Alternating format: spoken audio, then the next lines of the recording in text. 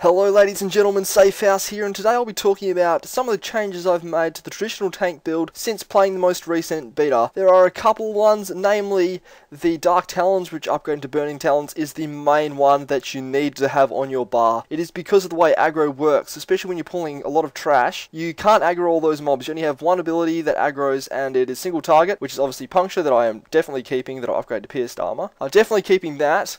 But Burning Talons, the AoE pulls are all about CCing those mobs, and you really want to be using all your mana and putting it into the Burning Talons to just CC everything for as long as you possibly can. So, Burning Talons is a must-have, so it immobilizes nearby enemies for 4 seconds, which is quite a large amount of time, and deals 13 physical damage, then deals 12 fire damage over time, and ally can activate Impale Synergy, damaging enemies held within the Talons. So it's obviously a great ability, it does a lot of damage, it can help aggro as well if no one else is hitting the mobs, and yeah, that 4 seconds is actually a very long time. So obviously keeping the heal, the self-heal, obviously keeping extended chains, which pulls a mob to you, the taunt, and I have taken out the shield charge, which is actually quite a high level ability anyway, so I didn't even really get to use it. But I was finding that when I was fighting a boss, I really needed a single target's ability that was doing damage. It was using magic, because I was burning through the stamina while blocking and keeping the boss taunted, except I didn't have anything to do with my magicka. Sure, I've had Dark Talons, which is actually an AoE ability, not really ideal for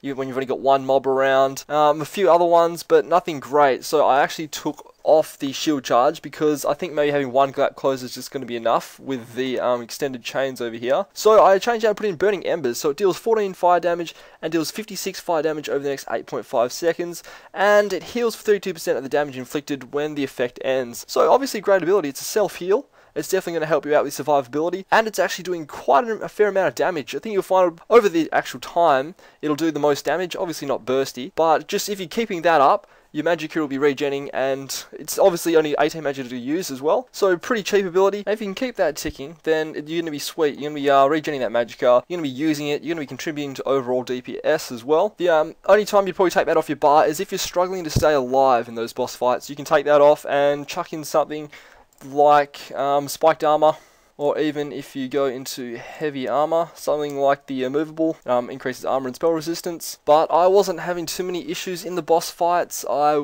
found it pretty easy to stay alive most of the time, as long as I was blocking correctly and not wasting my stamina by spamming the taunt. So really make sure you do space it out over the exact 15 seconds. So those are the actually only 2 changes that I made, except there's one more that you may want to think about, and that is by putting Dragon Knight Standard in instead of Magma Shell, which is under Earth and Heart and upgraded from, if it loads, Magma Armor. So it's been mainly because Magma Shell, when I read it, it says caps incoming damage at 3% of max health for 12 seconds. So I thought that would mean you activate the ability, you can't take any more than 3% of your maximum health. Well, it's actually 3% of your maximum health from each ability, so you can still get destroyed pretty quick if you've got lots of things hitting you for only small amounts, because it can still hit you for 3% of your max health. So say you get hit by 30 things, 3% of your max health, that's 90% of your health gone. So it wasn't as good as I initially thought, and it did work out pretty good. I assume that maybe in the later boss fights it will be a invaluable ability,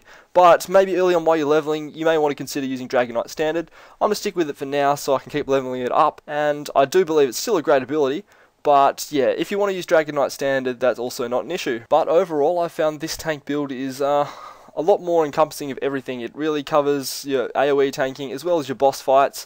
You maybe can, if you plan on going sword and shield, once you hit level 15, having both, then you may have an AoE tanking build and a boss tanking build, which could be a bit different, but this sort of encompasses everything. I think most people, like myself, may want to go for a ranged weapon as a second one, so this is probably going to be one of your most well-rounded kind of builds. But if you question any of the abilities that I'm using, or want to use something different, do remember that you can take out Burning Embers and put in a defensive ability if you are struggling to stay alive, but I didn't find that much issue with that in the beta. Maybe later on I'll have to do that, but it also just helps while you're leveling, having a damage ability there. So I hope you enjoyed this video. I recommend checking out the original as well, because I explain all the abilities a little bit more in depth, and you can sort of see why I've made the changes from what I have, and I hope to see you in Elder Scrolls shortly.